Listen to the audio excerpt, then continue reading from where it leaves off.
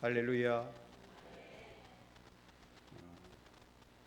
사람은 누구나 자기의 삶을 스스로 통제하고 싶어 합니다. 계획을 세우고 또 목표를 정하고 또 방향을 정해서 인생의 주인처럼 살아가려고 합니다. 심지어 신앙생활 속에서도 내가 정한 방식대로 하나님이 일하시기를 바랄 때가 많다라는 겁니다. 그러나 우리는 자주 깨닫게 되지요. 인생은 내 뜻대로 되지 않는다라는 겁니다. 그러니까 하나님은 우리의 계산과 방식보다 훨씬 더 크고 깊은 주권을 가지고 계신 분이다라는 것을 우리에게 말하고 있는 겁니다. 오늘 본문에서 스데반은 모세의 삶을 통해서 이 진리를 증거하고 있습니다. 그러니까 모세는 이스라엘을 구원하고자 열심히 움직였지만 오늘 그의 백성들은 그것을 알아보지 못한 겁니다. 오히려 거절당했습니다. 모세는 하나님의 때가 아니라 자신의 때, 하나님의 방법이 아니라 자신의 열정으로 오늘 행동하고 있었던 겁니다. 이 말씀을 통해서 우리는 한 가지 중요한 진리를 우리가 마주하게 됩니다. 우주와 또 역사와 또 인간의 삶을 주관하시는 분은 하나님이시며 하나님의 계획과 방법은 우리의 계산을 초월한다라는 겁니다. 우리도 때로는 모세처럼 조급할 때가 있죠. 하나님, 저의 기도에 왜 아직 응답해 주지 않으십니까? 왜 이 상황을 지켜만 보시고 당장 지금 해결해 주지 않으십니까? 라고 우리가 질문을 던지면서 하나님의 주권을 신뢰하지 못하고 때로는 우리가 원망 섞인 어조로 하나님께 묻곤 합니다. 그러나 변하지 않는 진리는 하나님은 이 우주 만물의 주인이시다라는 겁니다. 우리 인생의 참된 통치자이시다라는 거예요. 하나님의 뜻은 결코 지체된 적이 한 번도 없다라는 겁니다. 하나님의 응답이 지체되고 있다라고 해서 우리 스스로가 그렇게 그냥 생각하고 있을 뿐이라는 거죠. 하나님의 계획과 성취는 결코 변함없이 하나님의 때에 이루어지리라 우리는 믿습니다. 위서론의 말씀을 통해서 우리가 한번 우리에게 질문을 한번 던져봅니다. 나는 진정으로 하나님의 주권을 신뢰하며 살아가고 있는가라는 겁니다. 오늘 이 질문을 통해서 25절부터 28절의 본문 내용을 우리가 살펴보면서 하나님의 주권이 어떻게 모세의 삶을 이끌어 가셨는지, 그리고 오늘 우리의 삶을 어떻게 다스리고 계시는지 우리가 말씀의 은혜를 좀 나누겠습니다. 첫 번째는 하나님의 개입이에요. 즉 인간의 열심보다는 하나님의 주권이 드러나야 된다라는 겁니다. 모세는 애굽 왕궁에서 여러 가지 많은 교육들을 받으면서 자랐어요.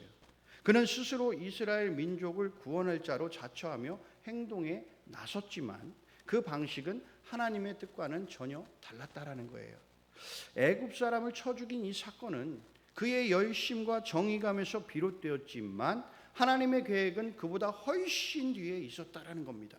이처럼 하나님은 인간의 능력이나 또는 열심에 의해 움직이시는 분이 아니라 하나님의 때, 하나님의 방법으로 역사하시며 개입하시는 주관자이시다라는 거예요. 모세는 실패했다고 느꼈을 겁니다. 그러나 하나님은 그 순간조차도 훈련과 준비의 과정으로 사용하셨다라는 겁니다. 우리의 삶에도 혹 내 방식대로 하나님을 움직이려 하고 있지는 않습니까? 하나님께서 정하신 때에 우리 삶에 개입하셔서 하나님의 방법대로 좋은 길을 반드시 열어주실 것이라 여러분들이 믿음으로 살아갈 수 있기를 간절히 바랍니다. 두 번째는 하나님의 현현이에요. 즉 사람을 통해서 하나님의 뜻을 나타내신다라는 겁니다. 오늘 모세는 이스라엘 백성의 화해를 위해 개입했어요. 그러나 되려 거절을 당하는 겁니다.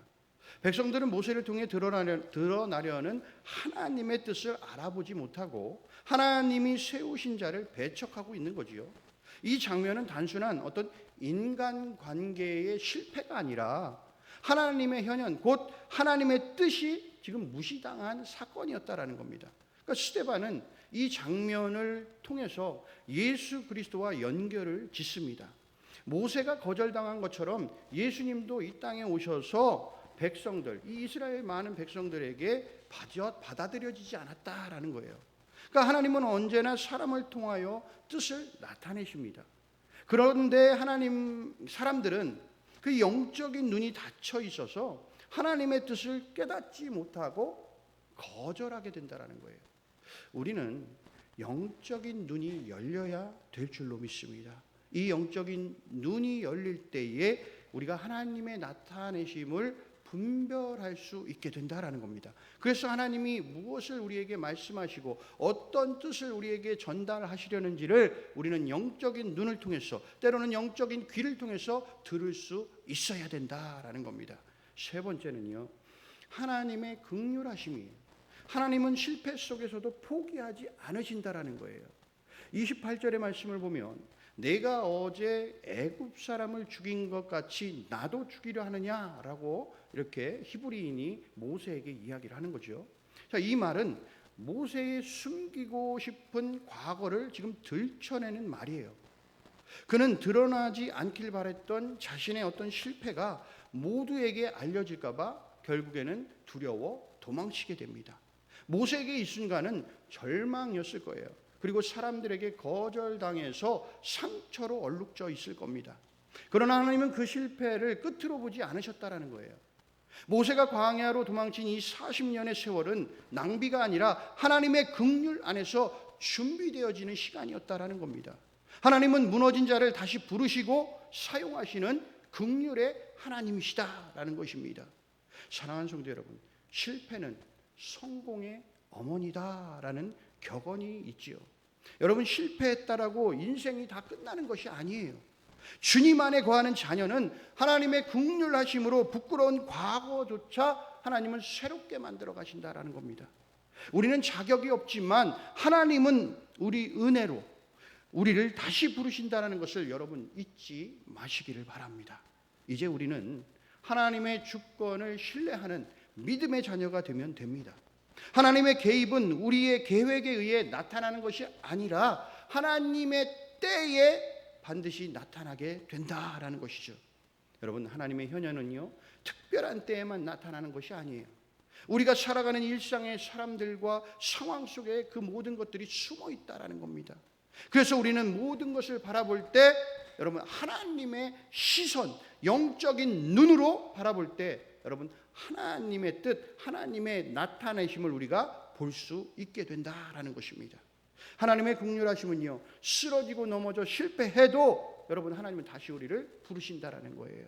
그래서 우리는 모든 상황 속에서 우주 만물의 주권자 되신 하나님을 신뢰하며 그분의 때와 방법에 순종하며 살아가는 믿음의 자녀가 되어야 된다라는 겁니다. 이제는 우리가 29절부터 34절의 본문 말씀을 통해서 거룩한 땅이 어딘가라는 주제로 또 말씀을 이어가겠습니다.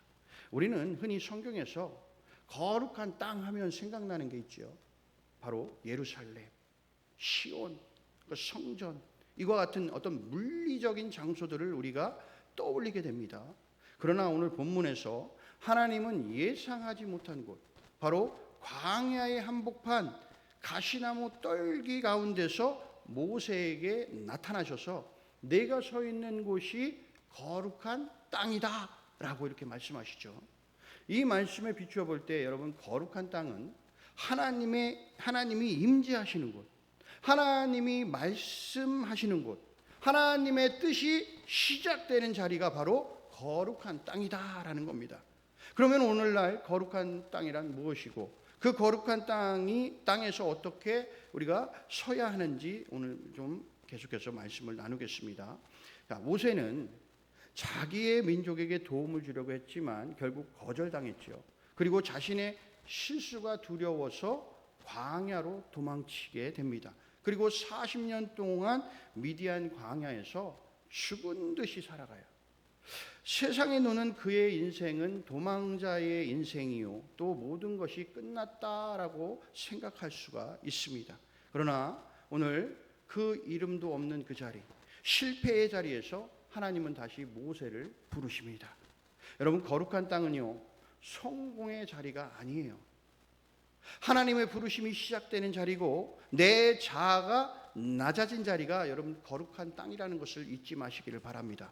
그곳에서 하나님은 우리를 반드시 만나 주실 것입니다. 오늘 30절에서 33절의 말씀을 보면 하나님은 모세를 가시떨기 이 불꽃 가운데서 만나 주시죠. 아무것도 아닌 나무, 그냥 불이 붙었는데 그 나무가 타지 않는 그 초현실적인 현상을 통해서 하나님은 말씀하고 계세요. 뭐라고 말씀하십니까? 내 발에서 신을 벗으라. 내가 서 있는 곳은 거룩한 땅이다 라고 말씀하고 있어요. 여러분, 신을 벗는다라는 것은 단순히 우리가 신을 벗어서 던지는 게 아니에요. 여러분, 그것은 경외와 순종과 복종의 의미가 거기에 담겨져 있습니다. 그리고 신을 벗는다라는 것은 여러분 세상으로부터, 죄로부터 분리된다라는 거예요. 자신의 더러움과 자아를 내려놓고 하나님의 거룩함 앞에 이제 설 준비가 된다라는 거예요.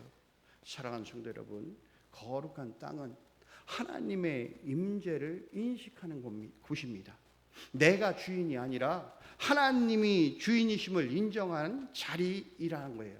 우리가 어디에 있든지 죄악에서 벗어나 여러분 그곳이 예배의 자리가 되고 하나님의 음성을 듣는 자리라면 그곳이 바로 거룩한 땅이 되는 줄로 믿습니다. 34절 마지막 말씀을 보면 거룩한 땅은 하나님의 긍휼이 시작되는 곳이에요. 내 백성이 애굽에서 괴로움 받음을 내가 확실히 보고 그 탄식하는 소리를 듣고 그들을 구하시려고 내려왔노니 이제 내가 너를 애굽으로 보내리라 라고 말씀하십니다. 하나님의 부르심은 단순히 모세 개인의 회복을 이야기하는 것이 아닙니다. 그의 부르심은 하나님의 백성을 구원하려는 긍휼하심의 시작이라는 거예요. 하나님은 거룩한 계획을 위해 모세를 그 자리에 세우십니다. 여러분, 하나님이 찾아오시는 그 자리, 그 부르심을 받는 자리는 여러분 거룩한 사명이 시작되는 자리라는 거예요. 사랑하는 성도 여러분, 거룩한 땅은 하나님이 나를 사용하시려고 과거의 잘못을 사랑으로 다 감싸 안으시고 과거의 모든 죄를 다 사해 주시고 긍휼의 부르심이 시작되는 곳이다 라는 것을 꼭 명심하시길 바랍니다. 오늘 모세처럼 여러분 두려움에 도망쳐 있는 자리에 계시진 않습니까? 여러분 혹 세상과 같은 광야의 한복판에 갈 길을 잃고 서 있지는 않습니까? 지금 내가 서 있는 이 자리에서 하나님은 이곳이 거룩한 곳이니 내 신을 벗으라 라고 우리에게 말씀하고 계십니다. 이 부르심을 듣는 자녀들은 지금 서 있는 자리가 거룩한 땅이 될 것입니다. 하나님의 음성에 반응하고 신을 벗는다면 우리도 이 거룩한 땅에서 새로운 사명을 시작하는 복된 자녀가 될 줄로 믿습니다. 우리 모든 성도님들이 정말 하나님의 거룩한 땅에서 새로운 사명을 시작하는 귀한 은혜가 있기를 주님의 이름으로 축복합니다.